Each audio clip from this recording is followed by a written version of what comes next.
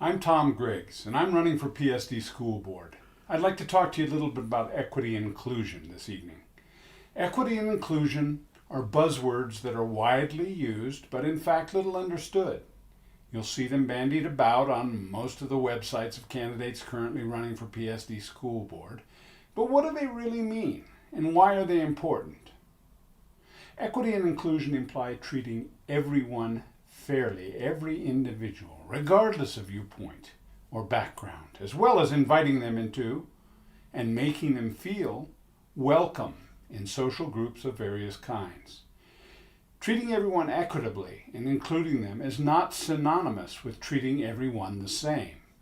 Rather, it demands recognizing their individuality.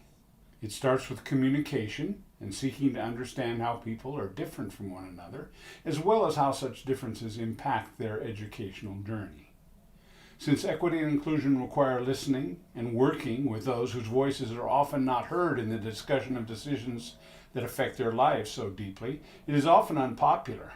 However, it is the right thing to do. As a classroom teacher and researcher in education, I've seen structural, institutional, and classroom level challenges to equity on a daily basis in our schools and throughout our district. As a board member, I'll pursue equity by pushing for all of our students to have access to internet to help them complete their assignments at home. I'll also pursue equity by making sure that kids have enough quality food to eat, and by making accommodations for students who don't always have a safe and secure place to live. Equity means learning from a curriculum that is responsive and educators who are sensitive to our children's individual cultural characteristics. Equity is having adequate mental health support for all kids.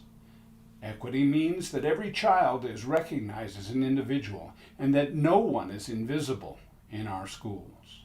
These are some of the forms of equity that I will advocate for. I'm Tom Griggs.